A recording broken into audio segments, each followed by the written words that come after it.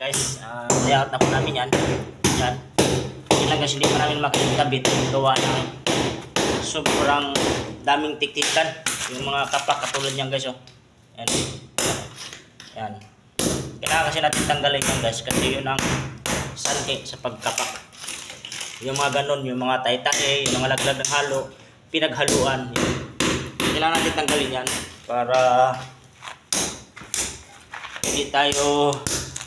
hindi tayo maano ng nagpapagawa.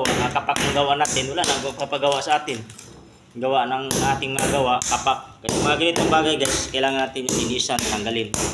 Para naman pulido yung gawa. Ano? Yan. Kailangan yan tanggalin guys. Kaya yung ginagawa na namin. Pero nag-prepare na kami dito ng halo guys. Yung halo namin na prepare. Kailangan kapal talaga yung tiktika. Yan. Ilinis mo na kami kahit mga yung grabing kapak na talaga. And guys, siguraduhin lang natin na hindi makapak kasi maraming paggawa sa atin kapag hindi palpak gawa natin. God bless. Salamat.